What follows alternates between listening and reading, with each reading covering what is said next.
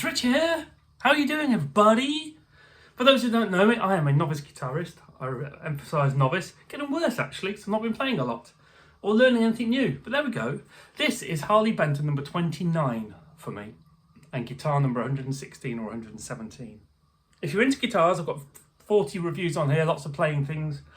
Please have a look around the site. If you fancy subscribing, you can. Don't have to if you don't want to.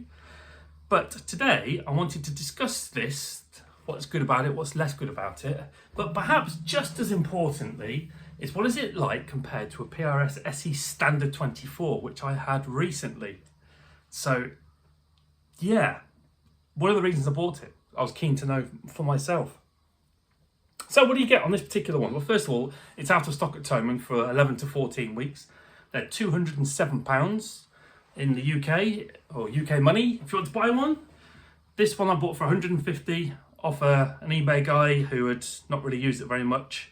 It looks like it's probably a B stock or had just the odd little bump or ding on it. So what do you get? Well, it's a mahogany body and it's a mahogany neck. It's a Pal Ferro fretboard, which is light, really. Pal Ferro. This could do with a bit of an oil. You get a very PRS-esque headstock. Get a graphite nut. That's a nice touch. You get some tuners, which is handy because you need tuners on a guitar. You get this really nice looking binding, sort of natural coloured binding, which goes with the arched top. The PRS is not arched topped. This is. You get my least favourite strap locks. Let's take the strap off. Boink. The super cheap type. Strap lock, strap buttons, sorry. The binding on here is okay mostly. And paint around the neck pocket there's a bit of a mess. Not awful, seen worse. Likewise, just here, not the best paint, but really not a big deal as you look in there. The top's unblemished, that's good. It's 3 pieces of wood, which you can tell. So we're looking at the back here, but I think this binding looks really pretty all the way around. And just like the PRSs as well, they still have a little bit here and then it stops. So that's all good. The back, very PRS-esque. So, before we have a little listen, let's just quickly, I want to tell you what I think the differences are between this and the PRS that I had recently. First one, which is super obvious, this is obviously a hardtail. And the PRS SE-24 I had was a trem. It was so I should really have the CST-24T, shouldn't I? But apparently, if you look at the reviews, they're notorious for being out of tune when you've got a whammy bar on these. So, wow, wow, wow. I'm not really into that anyway. Oh, stainless steel frets, which is really handy for me because I keep my guitars forever. Anyway, so let me tell you the differences between this and the PRS SE Standard 24. Let's start here. Tuners. These tuners are like on a Squire. They are a bit notchy. They are not brilliant. Does it keep tune? Don't know yet. Guitar's new. Not really used it much, and the strings need a bit breaking in. But probably for the home user, they're adequate, aren't they? If you're going to be gigging, going Wembley Stadium, whatever, probably replace them. But they're okay for now. The nut. How well is it cut? Well, it's not Where's your cable? Get off me. It's not sticking out the sides. The strings are all sat in nicely, and it is a graphite nut, so that should be okay. PRS, you get a plastic nut, so that's a win. PRS. Now, I like the position of this toggle switch here. On the SE-24, it's down here, sort of Strat-esque, and the whammy bar is right in the way of it. It's a bloody pain in the bum. If you took the whammy bar off, no issue. I prefer the positioning of this one here. It's got push-pull, the same as the PRS. The body, oh, by the way, this is heavier. I remember one of the first things when I picked up my PRS, I went, oh, that's light, because I'd not long had the PRS SE 245, which is a fair bit heavier. The Starler, incidentally, is lighter than both of them. This is heavier than the PRS, so that's that to note. The neck access is about the same. It's fine. You can get a pair, okay? That's no issue. That's another thing to note. Difference. The there are two other things that are different. The pickups on here are not as bright. Now, I like that. One of the things I did not like on the PRS SE-24, I know it's a kind of more of a modern metal guitar, so it's no fault of the guitars. I loved the sound of the pickups in the SE-245. Warm, round, smooth, really liked them. And I kind of hoped that they'd be the same in the PRS SE-24, and they're not. They're much brighter, and I wasn't that keen on it. These they're probably not quite as smooth and creamy sounding as the SE-245, but they're lower output and they're smoother sounding than the ones in the PRS. That's much more up my street. I'm not into particularly bright pickups, and yeah, so that's better. Now, the biggest difference for me is the neck. I've seen some other reviews. Elmo J. Cardiarden, I love his reviews, he's great. He said the necks feel almost identical. Now, they might do to him, it's got with his big hands and his competence in playing, but the reality is, no, they're not. I disagree with him there.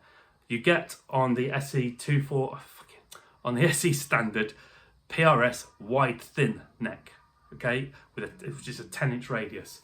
Now, on the SE-245, you get wide fat neck, also 10-inch radius. This neck is somewhere in between. This is not as thin as the SE-245. Rewind. It is not as thin as the SE Standard. It is not as thick as the SE-245. It's somewhere in the middle. It is not, I repeat, not as thin as the SE Standard. The other thing that is markedly different to me in the way it feels, this is a 13.78-inch Freitas fretboard, 350mm. So not far off 14 inches versus 10. And the fact that it is pretty wide here, it feels much flatter to me, much flatter. If you wanted to play a bar chord up here, which you probably wouldn't, it's much harder to hold the...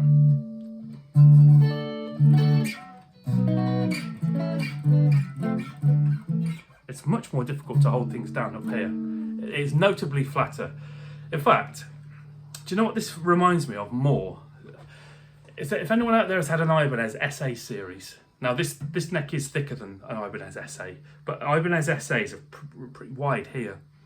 And the further you go up, obviously the wider it gets exponentially wider. It feels sort of like a fat Ibanez SA neck, which I think is a Wizard 3. So to me, the neck on this is nothing like the PRS neck. Nothing. The other thing on the PRS is they're painted on the back of the necks, but it's like the wood is painted with a sort of almost a sheer, semi-opaque kind of finish. It's not a thick, glossy, you can't see the wood through it at all kind of material. This is stickier than that as well. So they are the same in some ways, but not in others. And the neck for me is the big one, and the most important actually, I think. Yes. Now, I've got the pickups on this set down pretty low. Why is this stuck on? Get off the cable. Set pretty low. Clean channel. Yes, it's a bit, I've just tuned it, more or less. I want the tone knob. Oh, does the tone knob work? If you've seen any of my other videos, you know it winds me up with the tone knob's crap. I particularly like tone knob on a humbucker guitar because I want to roll it off, especially on the neck, and play something that's sort of smooth. So this is a clean channel on the Black Star ID Core amp. Yes, the Mustang has gone. Another story. Neck humbucker, tone all the way off. I roll it up about a quarter. 3/4. All the way. So it does work.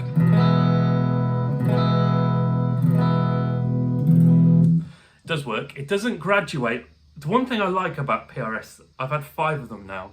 Every single one, that tone knob, if it was numbered 1 to 10, it changes literally on 1, 2, 3, 4. But they're really responsive. But this is still pretty good.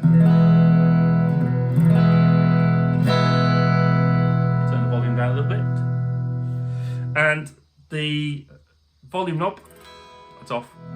Incidentally, one thing that surprises me a tiny bit is acoustically, it's averagely resonant. I thought it would be better than that.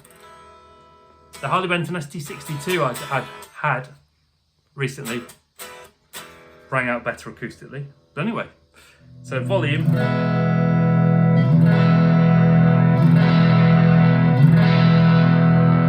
Works very well. And as should be the case with a humbucker guitar, the more the volume goes up, the more crunchy it gets. So let's turn it down a little bit. So we are on the clean channel, by the way. So when the volume goes down, that's that in between position.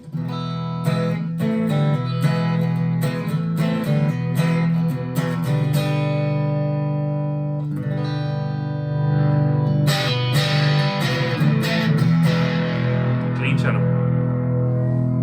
Yes, clean channel. And then on the switch, by the way, feels somewhere between good and a bit better than good. It's not flimsy, it's got a nice click to it.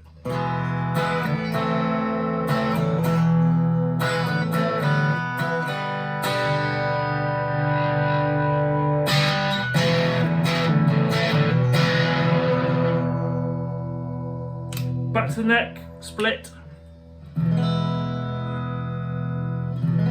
So can you hear that? Some might say muddy, some might say dark. I want my neck humbucker to be a bit dark and warm.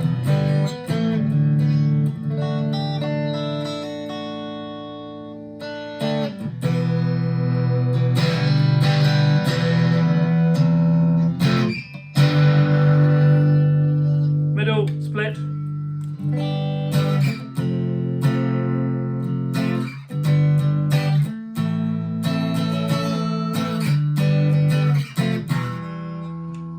On the bridge.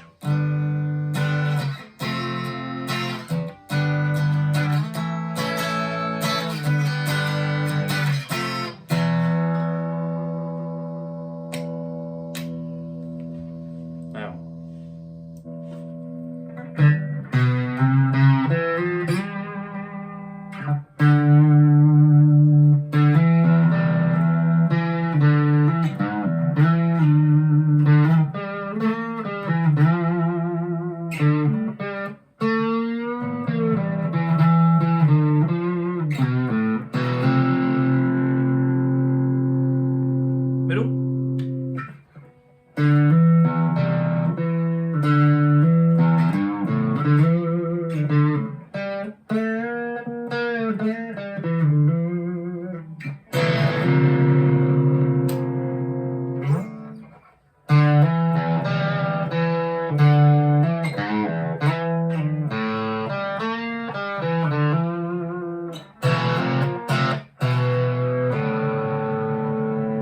Super crunch.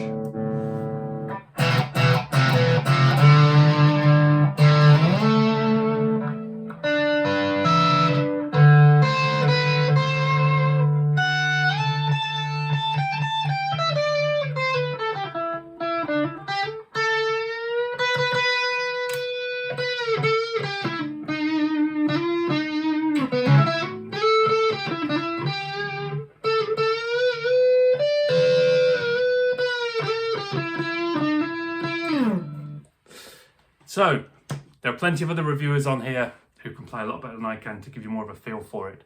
But the takeaway for this on me is £207. The only thing I wish they did on this one, like the SC Custom 2, is maybe charge an extra £15–20 and put Grovers on it, and you'd be well away. But notwithstanding, I like the sound of the pickups. They're really responsive to the volume knob. You can clean them off and crunch them up. They're loud but not excessive. They're warm, but you can still brighten them up as well. They sound versatile to me in the way that I want them to be. But I would rather be, if I could play guitar, I'm more of a, I guess, even though I love metal myself, I'm a death metal man to listen to, but to play, more of a blues rock, and I think this would be great for that. So that's that. The neck is nothing like the PRS. It's totally different. Stainless steel frets, they feel a bit dirty, really. They could do the bit of playing in, but they're not scratchy. So that's good. And yeah, so if you get, would you go £207 for this, Or would you go £575 for a PRS?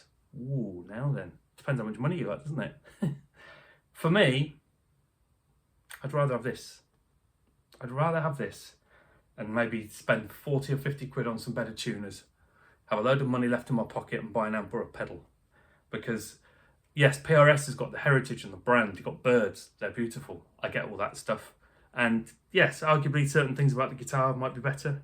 But to be best part of 3 times better. In fact, the current SE Standard has gone up in price, so it's more like 600. So it is like three times the price. It's not 3 times the price unless you need PRS on your headstock. So, and someone's opened the back cavity. I should have done that, and I'm fairly sure they're full-size pots on here. I'll keep you updated on that. So there you go. There you go. What strings does this come with? It comes with the Darios. That's nice. Yeah, there we go.